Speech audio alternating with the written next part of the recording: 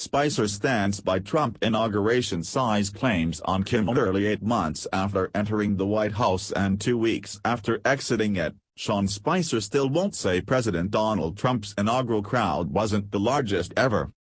In his first public interview since departing the West Wing, the former White House press secretary continued to stand strongly by some of his former boss' demonstrably false claims, despite quips and jabs from late-night host and comedian Jimmy Kimmel. Recalling his combative first White House outing at the podium, where he boldly claimed Trump's inauguration drew the largest audience ever for the event, Spicer said that it was his job to follow the president's directives and make sure that the record got set straight. "I think there was a faction of people out there that didn't want to give him the credit that he rightly deserved," Spicer said on Jimmy Kimmel Live on Wednesday, adding that some in the media constantly sought to undermine the validity of his election. The former Trump spokesman added that it wasn't necessarily his job to agree with Trump, but rather to always represent him in public. "I think there was a lot of us that wanted to be focused on his agenda, what he spoke about in his inaugural speech, but look, he's president, he made a decision," he added. "I don't think it was probably the best start," he conceded.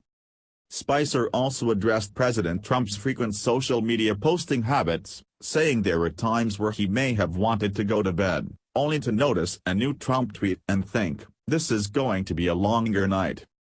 Despite the added turmoil often brought on by Trump's tweeting, Spicer said the president almost never asked him to look over his post.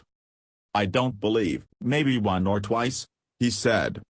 Spicer, who rose to fame in part due to Saturday Night Live comedian Melissa McCarthy's impression of him, which repeatedly went viral online, added that president was not particularly fond of his spokesperson being the butt of the joke.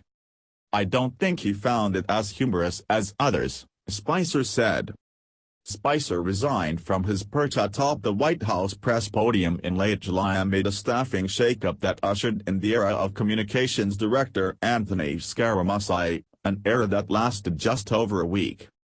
At the time, Trump touted Spicer's great television ratings in announcing the move, despite the frequent absence of on-camera press briefings during his short-lived yet memorable tenure as press secretary. The president later lamented on Twitter that Spicer took tremendous abuse from the fake news media. Though Spicer resigned as press secretary in July, he remained working in the West Wing in an unnamed role until August 31. Since then, he has kept a limited public profile while fielding future employment opportunities. Spicer and Kimmel first announced the appearance in a series of posts on Twitter. Last Friday the late-night posted a picture of himself wearing a Navy hat posing with Spicer, who is a member of the Navy Reserve. "Dear @Sean Spicer, if I promise to look at the camera this time, will you come to my show next week?" Kimmel wrote. Spicer replied, "It's a deal, does next Wednesday work?"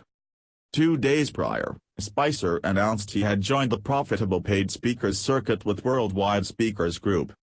The company in its announcement said its clients around the world will benefit from the same candor, wit and insight that Spicer brought to the White House briefing room.